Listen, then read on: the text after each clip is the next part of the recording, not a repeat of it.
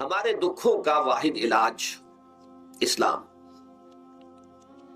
دیکھیے انسانی زندگی میں دکھ اور سکھ ان کا چولی دامن کا ساتھ ہے، دکھ بھی ہے سکھ بھی ہے، سردی کے ساتھ گرمی بھی ہے، نرمی کے ساتھ سختی بھی ہے۔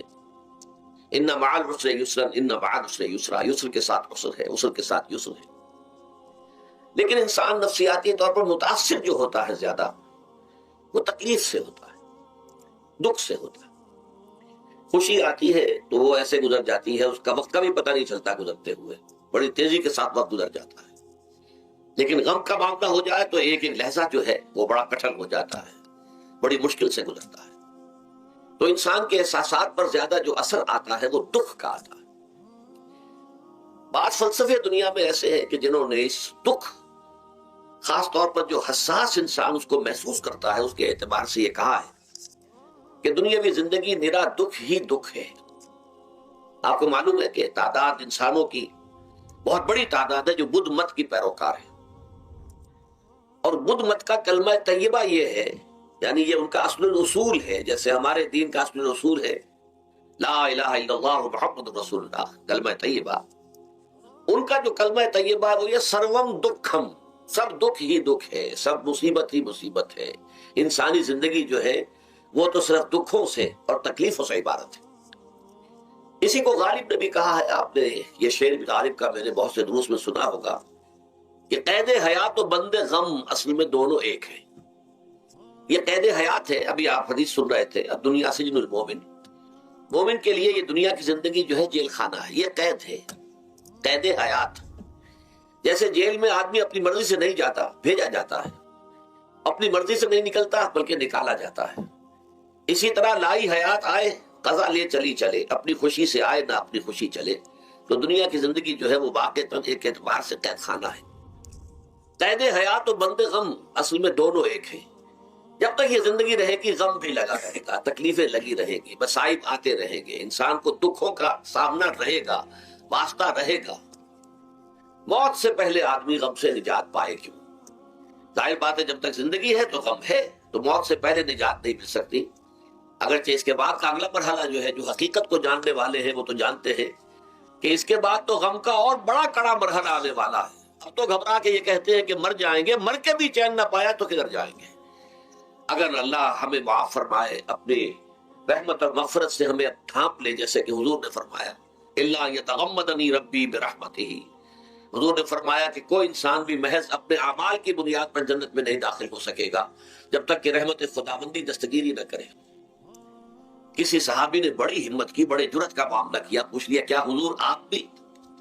ظاہر بات ہے آپ بھی انسان ہیں، آپ بھی بشر ہیں، قرآن مجید میں کہلوایا گیا ہے اور انما انا بشر مثلکم۔ تو اگر آپ کہتے ہیں کوئی انسان جنت میں داخل نہیں ہو سکے گا محض اپنے اعمال کی بنیاد پر جب تک کہ رحمت خداوندی دستگیری نہ کرے، تو کیا آپ بھی اس قاعدہ کلیہ میں شامل ہیں؟ آپ نے فرمایا ہاں میں بھی، الا یتغمدنی ربی برحمتہ، جب تک کہ میرا رب مجھے اپنی رحمت سے ڈھانپ نہیں لے گا میں بھی جنت میں داخل نہیں ہو سکتا۔ تو اس اعتبار سے اللہ تعالیٰ وہاں ہمیں بچا لے، لیکن جو وہاں نہیں بچایا گیا، اب ظاہر بات ہے کہ اس کے لیے جو مصیبت ہے وہ تو پھر دائمی ہے، ابدی ہے، دکھ ہی دکھ ہے۔ میں اس کی طرف زیادہ جانا نہیں چاہتا اس وقت، اصل میں میرا موضوع جو ہے وہ اس دنیا میں دکھوں کا علاج۔ اب اس اعتبار سے غور کیجئے، دکھ دو قسم کے ہیں۔ قرآن مجید پر جتنا میں نے غور کیا، دکھ ایک تو وہ ہے کہ جو ناگہانی طور پر آ جاتے ہیں، اس میں ہماری کسی غلطی کو دخل نہیں ہوتا۔ وہ کوئی آفت سماوی ہے، کوئی زلزلہ آ گیا ہے۔ ابھی آپ کو معلوم ہے فوج جو قصبہ تھا گجرات سٹیٹ کا، انڈیا کا پورا ختم ہو گیا، اس میں بہت سے مسلمان بھی تھے۔ جب کوئی آفت سماوی آتی ہے تو وہ ظاہر بات ہے کہ پھر سب کے سب لوگ اس کی لپیٹ میں آ جاتے ہیں۔ زلزلہ آ گیا، کوئی اور طوفان آ جائے، جیسا کہ کئی مرتبہ آپ نے اخبارات میں پڑھا ہوگا، اس سال امریکہ میں بہت طوفان آئے، مشرقی ساحل پر بار بار طوفان آئے، وہاں بھی لوگ مرتے ہیں، وہاں بھی چھتیں اڑ جاتی ہے، وہاں بھی تباہی جو ہے آتی ہے۔ تو اس حوالے سے ایک تو ہے وہ ناگہانی آفات، آفت عرضی ہو یا آفت سماوی ہو، زلزلہ ہے یا آفت عرضی ہے، طوفان آ گیا، کوئی سائیکلون آ گیا یا آفت سماوی ہے۔ یا کوئی آسمان سے بڑا سا پتھر آ جائے. آپ کبھی کبھی اخبارات میں پڑھتے ہوں گے کہ ایک بڑی چٹان پاس سے گزر گئی، بہت بڑی خلائی چٹان جو ہے زمین کے قریب سے ہو کر گزر گئی، زمین بچ گئی، ورنہ اگر وہ زمین سے ٹکرا جاتی تو نہ معلوم کتنا بڑا یہاں پر تباہی کا معاملہ ہوتا تھا. بڑے بڑے جو ہے شہاب گرتے رہے زمین کے اوپر، بڑی بڑی تباہیاں آتی رہی ماضی میں. تو ایک تو یہ ہے، اور ان میں بھی تقسیم کیجئے یہ ناگہانی تکلیف، ناگہانی مصیبت، یا کوئی آفت سماوی یا آفت ارضی، اس کی بھی پھر دو قسمیں ہو گئی. ایک وہ کہ جو افراد کو متاثر کرتی ہے انفرادی سطح پہ. آدمی سڑک پر جا رہا تھا، پیچھے سے آ کر کسی گاڑی نے ٹکر ماری، گر گیا، ٹانگ ٹوٹ گئی. اب ظاہر بات ہے کہ اس میں اس کا کوئی قصور نہیں، یہ اللہ تعالیٰ کی طرف سے بات آ گئی ہے. یا یہ کہ کوئی اگر اجتماعی سطح پر آیا، جیسا کہ زلزلہ ہے، یا جیسا کہ کوئی سائیکلون ہے، کوئی بڑا طوفان ہے، بہت بڑے فلڈز آ گئے ہیں. اس وقت بھی موزمبیق میں بہت بڑا فلڈ آیا ہوا ہے، ساؤتھ افریقہ میں، اور افریقہ میں پچھلے سال بھی بہت بڑا فلڈ آیا تھا، بڑی تباہی آئی آ رہا. تو یہ آفت سماوی، یہ ظاہر بات ہے کہ اجتماعی سطح پر آتی ہے، بڑی بڑی مقدار میں، تعداد میں لوگ متاثر ہوتے ہیں، لاکھوں لوگ بے گھر ہو جاتے ہیں، ہزاروں آدمی مارے جاتے ہیں. تو پہلی شکل جو ہے دکھ کی، جیسا کہ میں نے عرض کیا، وہ ناگہانی دکھ، کوئی آفت ارضی، کوئی آفت سماوی، خواہ وہ انفرادی ہو خواہ اجتماعی. اس کے ضمن میں کیا علاج ہے؟ ظاہر بات ہے کہ اس کا علاج یہ تو نہیں ہو سکتا کہ آپ اس کو ختم کر سکیں. انگریزی کا ایک محاورہ ہے، what cannot be cured must be endured. جو چیز جو ہے جس کا علاج نہیں ہو سکتا وہ تو برداشت کرنی پڑے گی. بعض بیماریاں بھی ایسی ہیں، ڈائبٹیز ہو گئی ہے، شوگر کا مرض ہو گیا، ڈاکٹر آپ کو بتائے گا کہ بھائی اب یہ مرض جائے گا نہیں، اب آپ کو اس مرض کے ساتھ ہی اپنے آپ کو ایڈجسٹ کر کے اپنی غذا وغیرہ اس کے مطابق طے کر لیجیے، ورنہ یہ کہ یہ نہ سمجھیے کہ یہ مرض چلا جائے گا. تو what cannot be cured must be endured.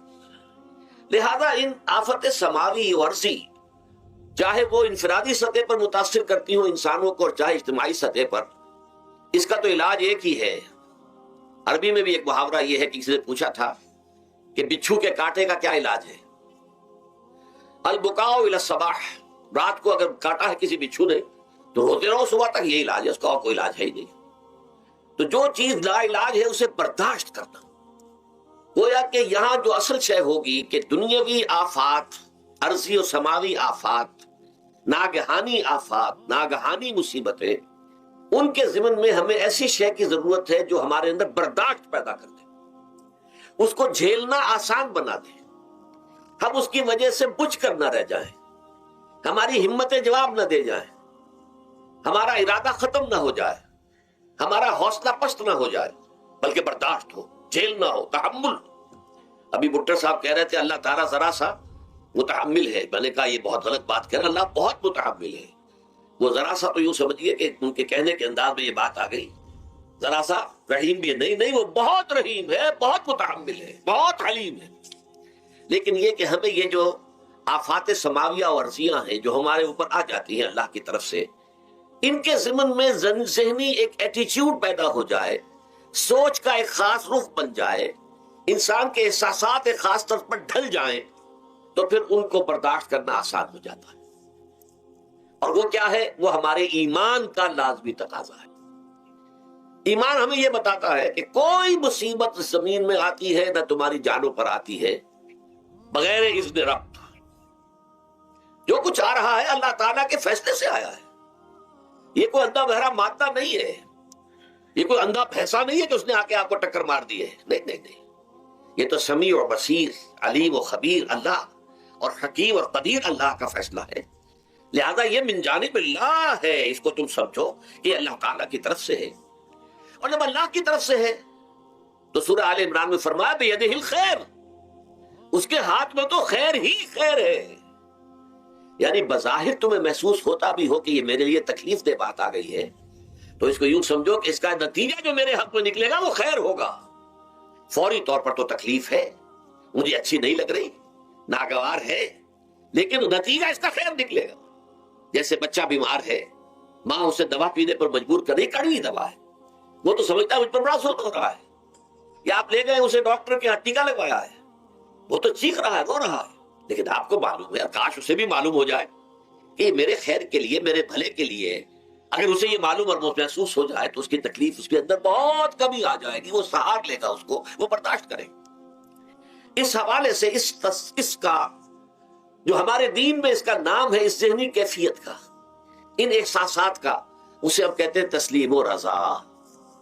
جو کچھ آ رہا ہے اللہ کی طرف سے آ رہا ہے، لہذا سر تسلیم خم ہے، اے اللہ ہم قبول کرتے ہیں، رضا، ہر حال میں تیری رضا پر راضی، جو تیرا فیصلہ ہے ہمیں بصر و چشم قبول ہے، تسلیم و رضا۔ ہم بھی تسلیم کی خو ڈالیں گے، بے نیازی تیری عادت ہی صحیح، اللہ تو بے نیاز ہے، لیکن اے اللہ تو ہمارے لیے جو بھی تکلیف کا تو نے فیصلہ کیا، ہم تسلیم کی خو ڈالیں گے، عادت پیدا کر لیں گے اپنے اندر کہ ہر چساقی ماریخ عین الطاف است، کہ میرا ساقی میرے پیالے میں جو کچھ ڈال دے اس کا لطف و کرم ہے۔ یہ مقام رضا ہے، یہ ایمان کا ایک ایسا تقاضا ہے کہ جس کو ہم کہیں گے ایمان کی حلاوت، ایمان کی مٹھاس۔ اگر آپ کا منہ کڑوا ہو جائے تو آپ چینی کھاتے ہیں تاکہ منہ کا ذائقہ ٹھیک ہو جائے۔ اگر تکالیف کی وجہ سے، دکھ کی وجہ سے آپ کے احساسات کے اندر کوئی خرابی پیدا ہو رہی ہے، یہ جو مقام رضا ہے، یہ اس کے لیے قند ہے، یہ اس کے لیے چینی ہے، یہ اس کے لیے شہد ہے، یہ اس کی تلخی کو ظاہر کر دینے والی شے ہے کہ اللہ تیری رضا پر راضی، راضی برضا رب۔ اب اس کے ضمن میں سمجھئے، یہ تو اصولی بات میں نے آپ کو بتا دی۔ اس کی تین کیفیات ہو سکتی ہے، کیوں اللہ کی طرف سے یہ چیزیں آتی ہیں۔ سب سے پہلی شے ہے، اب وہ جو آیات میں نے سنائی تھی وہ سن لیجئے پہلے ترجمہ۔ سورہ تغابن میں فرمایا ما صاب من مصیبت الا باذن اللہ، دیکھو کوئی مصیبت تم پر نہیں آ سکتی، نہیں آتی مگر اللہ کے اذن سے۔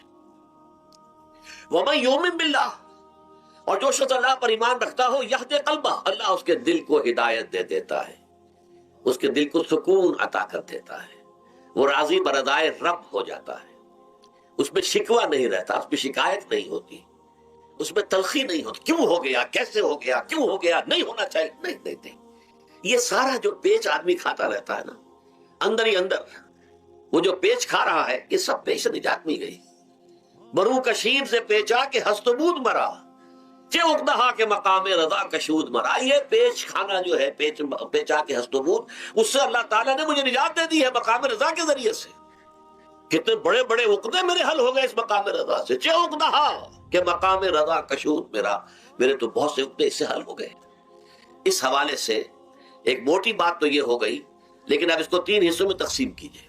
پہلی بات یہ کہ یہ اللہ کی طرف سے آزمائش کے طور پر آتے ہیں۔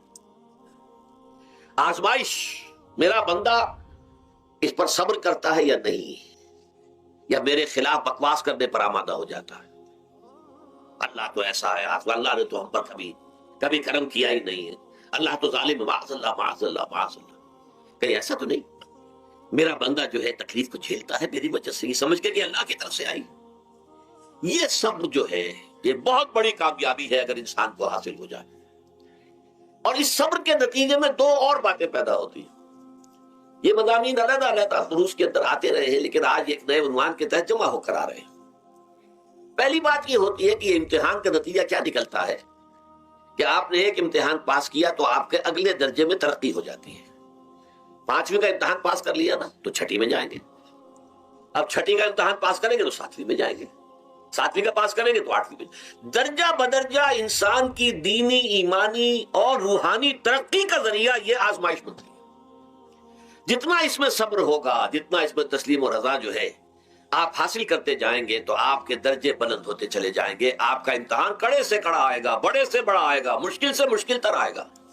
ایک وقت میں MA کا امتحان بھی آپ کو دینا ہوگا، ایک وقت ہو سکتا ہے PhD کے لیے تھیسس آپ لکھیں، پھر اس کے اوپر جو ہے ٹیم بیٹھی ہوئی اور آپ سے وہ بحث کرے، جرا کرے آپ سے، وہ بھی کرنا ہوگا۔ لیکن یہ کہ اگر پرائمری ہی میں فیل ہو گئے تو اس کا سوال ہی پیدا نہیں ہوتا کہ کبھی آپ MA کا یا PhD کا تھیسس بھی لکھیں۔ اور اسی کو دوسرے انداز میں کہا گیا ہے قرآن مجید میں، وَلَيُبْلِيَ الْمُؤْمِنِينَ مِنْهُ بَلَاءً حَسَنًا۔ اصل میں ابلا کہتے ہیں، بلا یبلو جو ہے عربی زبان میں آتا ہے آزمانا۔ خلق الموت والحیات لیبلوکم ایکم احسن عملا، یہی معنی ابتلا کے میں، ابتلا یبتلی آزمانا۔ ابلا یبلی جو آتا ہے باب افعال سے، اس میں آتا ہے کسی کو کسی تکلیف میں ڈال کر اس کو نکھارنا، کہ اس کا جوہر نکھر جائے، اس کے اندر جو خیر ہے وہ اور چمک جائے۔ لوگوں کو بھی معلوم ہو جائے کہ یہ شخص اس مقام کا اہل ہے، اس کے اندر یہ صلاحیت ہے، اس میں یہ قوت موجود ہے، تو یہ گویا کہ اہل ایمان کی صلاحیتوں کو نکھارنے کے لیے اور ان کے درجات کی ترقی کے لیے بھی اللہ تعالیٰ دنیا کے اندر یہ مصیبتیں اور امتحانات جو ہیں آزمائش کے حوالے سے افراد پر بھی اجتماعی طور پر بھی لاتا ہے۔ اور ایک اس کا اور بھی ہے، اہل ایمان پر اس طرح کے ابتلاء و آزمائش کی ایک نوعیت اور بھی ہے، اور وہ یہ ہے کہ جو بھی آپ سے غیر ارادی طور پر یا یہ کہ آپ نے کوئی گناہ ارادی طور پر بھی کر لیا، اللہ تعالیٰ اس کی سزا اسی دنیا میں دے کر آخرت کی سزا سے محفوظ کر دیتا ہے۔ گویا کہ اس سے بڑا خیر کیا ہوگا؟ یہاں کی سزا کیا ہے؟ جھیل لی آپ نے، بخار آ گیا، ٹانگ ٹوٹ گئی، چلیے 3 مہینے آپ بستر پر پڑے رہے نا، اور کیا ہوا؟ کچھ نہیں۔ لیکن یہ کہ آخرت کی سزا ملتی بہت عظیم ہوتی، لہذا کفارہ بناتا ہے اللہ تعالیٰ گناہ، ان جو بھی گناہ ہو گئے ہیں، غلطیاں ہو گئی ہیں، ان کا کفارہ اللہ تعالیٰ بندہ مومن کے لیے، حضور کی ایک حدیث ہے، اس کا متن مجھے اس وقت یاد نہیں ہے، کہ مومن کا معاملہ عجیب ہے، اسے کوئی تکلیف پہنچتی ہے صبر کرتا ہے تو اس کے گناہوں کا کفارہ بن جاتا ہے، اور اگر کوئی خوبی ملتی ہے تو اللہ تعالیٰ کا شکر ادا کرتا ہے، اس کے درجات بلند ہو جاتے ہیں۔ تو یہ معاملہ جو ہے اللہ تعالیٰ کی طرف سے بندہ مومن کے حق میں خیر، کہ در حقیقت اس کے ان گناہوں کی پاداش کہ جو اس نے یہاں کر لیے ہیں یہی دنیا میں دے کر دھو دیا جائے، پاک کر دیا جائے۔ جیسے آپ کو معلوم ہے دھوبی جو ہے کپڑے کو بھٹی میں چڑھاتا ہے، گرم پانی میں ڈالتا ہے کہ ڈالتا تاکہ اس کا میل نکلے، اس کے آگے پٹکتا بھی ہے ذرا اس کو تاکہ وہ میل اچھی طرح سٹ جائے اس سے۔ اسی طرح اگر دنیا میں ہمارے میل چھٹ جائیں، دنیا میں اگر ہمارے گناہ دھل جائیں تو یہ بڑے نفع کا سودا ہے، بڑے نفع کا سودا ہے، بڑے نفع کا سودا ہے۔ اس اعتبار سے آپ غور کیجئے کہ اگر یہ حقائق ہمارے سامنے رہے تو کیا کوئی تکلیف دنیا کی ہمیں بھاری محسوس ہوگی؟ ہمیں تو بتایا یہ گیا ہے کہ عسیٰ ان تکرہوا شیئا وہو خیر لکم وعسیٰ ان تحبوا شیئا وہو شر لکم واللہ یعلم وانتم لا تعلمون۔ ہو سکتا ہے کہ تم کسی چیز کو ناپسند کرو، دراصل کہ اسی میں تمہارے لیے خیر ہے، تمہیں نہیں پتا، اور ہو سکتا ہے تم کسی چیز کو پسند کرو، دراصل کہ اس میں تمہارا شر ہے لیکن تمہیں نہیں معلوم۔ اللہ یعلم وانتم لا تعلمون، اللہ جانتا ہے تم نہیں جانتے۔ اس حوالے سے سبردم بدو مایا خیشرا تدانی حساب کم و بیشرا، اے اللہ، اس کو کہتے ہیں تفویض۔ یہ سورہ تغابن کے 10 میں یہ تمام مضامین تفصیل سے آتے ہیں کہ ایمان کے جو باطنی ثمرات ہیں اس میں سب سے پہلے مقام رضا ہے، پھر تفویض ہے، توکل ہے۔ آپ محنت کر رہے ہیں، محنت کر رہے ہیں، محنت کر رہے ہیں، نتیجہ نہیں نکلا۔ ایک نتیجہ یہ نکلے، ایک بچے نے بہت محنت کی، دن رات کام کیا، فیل ہو گیا امتحان میں۔ اب صدمے سے کمر ٹوٹ سکتی ہے اس کی، لیکن نہیں، ہو سکتا ہے کہ اللہ تعالیٰ نے اسی میں میرے لیے خیر رکھی ہے، اس لیے کہ ہماری محنت سے کچھ نہیں ہوگا، ہمارے مادی وسائل سے کچھ نہیں ہوگا، ہوگا اللہ کے اذن سے، اللہ کی مرضی سے، اللہ کی مشیت سے۔ یہ ہمارے لیے خاص طور پر اس اعتبار سے بہت اہم نقطہ ہے، ہم سب راہ حق کے مسافر ہیں، اپنے اپنے بس پڑتے محنت کر رہے ہیں، وقت بھی صرف کر رہے ہیں، مال بھی صرف کر رہے ہیں، محنت کر رہے ہیں، مشقت کر رہے ہیں، لیکن فرض کیجئے جیسا کہ ہے پھر واقع، فرض کیا کیجئے، وہ تو واقع سامنے کی بات ہے، نتائج نکلتے نظر نہیں آ رہے، قدم نہیں بڑھ رہے، ہماری طرف لوگوں کا رجوع عام نہیں ہے، ٹھیک ہے، اس پر قطعاً بدل ہونے کی بات نہیں، یہ اللہ تعالیٰ کی مشیت میں ہوگا، جب وہ چاہے گا تب ہوگا۔ ہمارا کام یہ کہ اپنا فرض ادا کیے چلے جائیں بس، اور نتیجے سے بالکل ذہن کو اپنے منقطع کر لیں، ذہن کا کوئی تعلق آپ کے نتیجے کے ساتھ نہ رہے۔ یہ جب تک کیفیت ہماری نہیں ہوگی، ہم اس راہ پر استقامت اور مدام اس پر محنت اور جد و جہد کرنا جو ہے وہ ہمارے لیے ممکن نہیں رہے گا۔ اس کے لیے میں اگر آپ کے سامنے رکھوں معاملہ کہ حضور صلی اللہ علیہ وسلم کے جو پہلے 10 برس ہیں، جب سے آپ کو آغاز ہوا ہے وحی کا، اس کے بعد سے پہلے 10 برس دن رات کی محنت، شدید مشقت، یہاں تک کہ اللہ بھی روک رہا ہے، نبی آپ اپنے آپ کو ہلاک کر لیں گے، لعلک باخع نفسک الا یکونوا مؤمنین، کیا آپ اپنے آپ کو اس صدمے میں ہلاک کر لیں گے؟ یہ ایمان نہیں لا رہے، اس قدر صدمہ۔ لیکن اس کے ساتھ یہ ہے کہ یہ نہیں ہے کہ نتیجہ نہیں نکل رہا تو کام چھوڑ کے بیٹھ جائے، نہیں، معاذ اللہ، معاذ اللہ۔ نتیجہ نہ نکلے تو حضرت نوح علیہ السلام کی عمر بھی اگر حضور کی ہوتی، 950 برس بھی حضور دعوت دیتے تھے، آپ کا کام تھا، آپ کا فرض تھا۔ حضرت نوح علیہ السلام بھی تو آخر اللہ کے ایک بندے تھے، اللہ کے رسول تھے، 950 برس تک دعوت دی ہے۔ فَلَبِثَ فِيهِمْ أَلْفَ سَنَةٍ إِلَّا 50 عَامًا، یہ تو ہم مانتے ہی نا. اگر قرآن کے اندر نص قطعی صریح الفاظ نہ ہوتے کہ 950 برس تک رہے، ورنہ یہ بات سمجھ سے بالا تر ہے. عام طور پر معلوم ہوتا ہے کہ اس دور میں ابھی عمریں زیادہ تھے لوگ. بہرحال جو میں نے عرض کیا تھا کہ دکھ جس سے انسان متاثر ہوتا ہے اس کی ایک قسم وہ ہے کہ جو ہمارے ارادہ اور اختیار سے باہر، اللہ کی مشیت سے، اللہ کے اذن سے، اللہ کی مرضی سے آتا ہے. اس کے لیے ہمارا کام صرف برداشت ہے. جو شے بھی ہمیں برداشت کی صلاحیت عطا کر دے وہی اس کا علاج ہے. جیسے آپ کو معلوم ہے کہ بخار بہت تیز چڑھا ہوا ہے، اس کی دوا نہیں ہے اسپرین یا کوئی اور پیراسیٹامول، بخار کی شدت کو کم کر دے گا، وہ کوئی علاج نہیں ہے. علاج تو ہوگا اگر معلوم ہو کہ کون سی جراثیم ہے، کس کی وجہ سے ہے، اس کا صحیح اینٹی بایوٹک کون سا ہے، وہ علاج ہوگا. یہ علاج نہیں ہے. لیکن اس کی شدت کی کمی اور اس کے اندر جو احساس ہے جھیل جانے کا، وہ انسان کے لیے آسان ہو جاتا. یہی مضمون آیا ہے سورہ حدید میں بھی، ما اصاب من مصیبت فی الارض ولا فی انفسکم. یہاں کھول دیا اس مضمون کو. میں نے عرض کیا تھا نا کہ یہ آفت سماوی بڑے پیمانے پر بھی ہو سکتی ہے زمین میں، یعنی زلزلہ آ گیا، فلڈ آ گیا، طوفان آ گیا. ولا فی انفسکم، خاص تمہاری جان میں. تمہیں بخار ہو گیا، تمہیں ٹی وی لگ گئی، تمہیں کوئی اور بیماری آ گئی، تمہیں کینسر ہو گیا، معاذ اللہ ہوتا ہے. آخر ہوتا ہے، دنیا میں انسانی زندگی کے ساتھ یہ ساری چیزیں لگی ہوئی ہیں.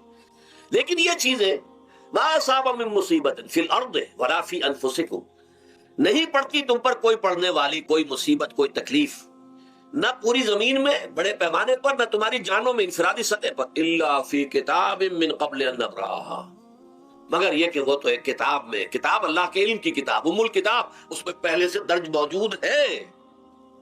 یہ الرٹ اپ نہیں ہو گیا، یہ اچانک نہیں ہو گیا. آپ اچانک سمجھتے ہیں کہ صاحب میں تو جا رہا تھا، اچانک ٹرک نے آ کے مجھے دھکا مار دیا. اچانک کوئی شے یہاں نہیں ہوتی. اس کائنات میں پتہ تک نہیں ہلتا جب تک کہ اس نے رب نہ ہو. اچانک کا کیا سوال؟ در حقیقت جو ہوتا ہے وہ اللہ تعالیٰ کے علم میں پہلے سے ہے.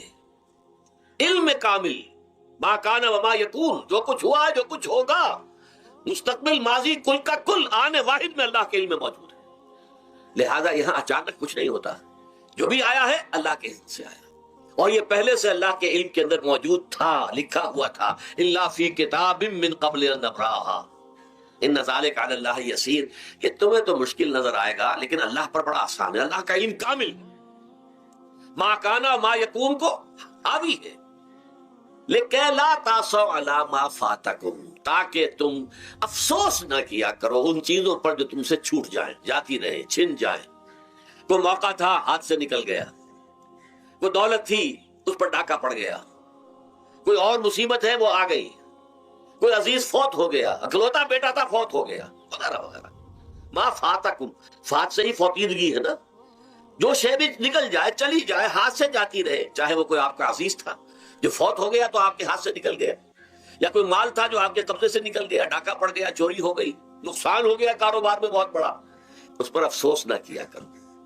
اگر افسوس کرو گے تو اس کا مطلب کیا ہوگا کہ تمہیں اللہ پر اعتماد نہیں ہے، یا تم سمجھتے ہو کہ اللہ کے سوا بھی کوئی ہے جو یہ کام کر سکتا ہے. کائنات میں تو ایک ہی کی مرضی چلتی ہے، وہ ہے اللہ. لہذا اگرچہ وہ کسی کے ذریعے سے تکلیف آپ کو پہنچی ہے، کسی نے آپ کو پتھر مارا ہے، وہ پتھر ہو سکتا ہے آپ کو نہ لگتا، لگ گیا ہے تو اللہ کے فیصلے سے لگا ہے. اس کا باپ بھی نہیں پتھر مار سکتا آپ کو اگر اللہ کا اذن نہ ہو. لہذا آپ پتھر مارنے والے کو بھی مجرم سمجھیے، ٹھیک ہے، اس سے بھی قصاص لینے کا آپ کو حق ہے، لیکن یہ جان لیجئے کہ جو آیا ہے پتھر وہ اذن رب سے آیا. اب ظاہر بات ہے کہ اگر یہ کیفیت ہوگی تو غصہ اتنا نہیں ہوگا اس شخص پر کہ جس نے یہ کام کیا ہے، بلکہ ہو سکتا ہے آدمی مسکرا کے رہ جائے. جیسے کہ وہ میں واقعہ سناتا رہا ہوں اپنے دروس میں کہ ایک درویش مرش آدمی جا رہا تھا، جو رب کرے سو ہو، جو رب کرے سو ہو، جو رب کرے سو ہو. کسی شخص نے پتھر اٹھا کر دے مارا، اس کے سر پہ لگ گیا. کہ اس نے پیچھے پلٹ کر دیکھا کس نے مارا ہے. اس نے کہا مجھے کیا دیکھتے ہو، جو رب کرے سو ہو، یہ تو رب کے مارے سے. اس نے کہا مجھے تو یہ پتھر رب کے مارے ہی لگا ہے، لیکن میں دیکھ یہ رہا تھا بیچ میں کس کا منہ کالا ہو گیا، اپنے لیے کس نے ایک گناہ کما لیا، اپنے لیے کس نے ایک مصیبت جو ہے وہ مول لے لی. وہ بیچ میں تم آ گئے ہو، پتھر اللہ کی طرف سے آیا ہے، لیکن اس کا عذاب، اس کا وبال تم پر آ جائے گا. بہرحال یہ تو میں نے عرض کیا آپ کے سامنے، وہ چیزیں کہ جو آ جاتی ہیں، وہ تکالیف، وہ مصائب جو اللہ کی طرف سے من جانب اللہ ہے، اس میں آپ کسی کو مورد الزام نہیں ٹھہرا سکتے، وہ آپ پر آ گیا. دوسری تکلیفیں وہ ہے جن کے لیے فارسی میں کہتے ہیں خود کردہ، اپنے ہاتھوں جو مصیبتیں آتی ہیں۔ اس کے لیے میں نے آپ کو سورہ شورا کی آیت سنائی، ما اصابکم من مصیبت فبما کسبت ایدیکم ویعفو عن کثیر۔ جو مصیبت بھی تم پر آتی ہے انسانوں، وہ تمہارے اپنے ہاتھوں کے کرتوتوں کی وجہ سے آتی ہے۔ اور ابھی تو اللہ بہت سی چیزوں کو تو معاف بھی کرتا رہتا ہے، ہر تمہاری غلطی پر پکڑتا نہیں ہے، ہر خطا کے اوپر تمہیں سزا نہیں دیتا ہے، کوئی سزائیں معاف بھی کرتا رہتا ہے، عفو و درگزر سے بھی کام لیتا ہے، بہت متحمل اور حلیم بھی ہے، بہت رحیم اور غفور بھی ہے اور کریم بھی ہے۔ لیکن یہ کہ یہ جان لو کہ ایک مصیبت وہ ہے جو تمہاری اپنی پیدا کرتے ہیں، بما کسبت ایدیکم، تمہارے اپنے ہاتھوں کی کمائی۔ یہ کون سی خود کردہ؟ یہ در حقیقت ہے اجتماعی نظام جو انسان بناتا ہے۔ اس اجتماعی نظام کو غلط کر کے اگر اس نے اپنے لیے مصیبتیں کھڑی کر لی، مصیبت ہے لیکن یہ مصیبت تمہارے اپنے ہاتھوں کی لائی ہوئی ہے۔ تم نے نظام غلط بنایا ہوا ہے، تم نے دولت کی تقسیم غلط کی ہوئی ہے۔ اللہ نے تو رزق پیدا کر دیا اور سب کے لیے کافی ہے، یہ تم نے کیا ہے کہ ایک طرف کچھ لوگوں کے کھتے بھرے ہوئے ہیں اور ایک طرف کوئی فاقے سے مر رہا ہے۔ یہ خود کردہ ہے، یہ ہمارا کبھی ہے، یہ تم نے نظام غلط بنایا ہے۔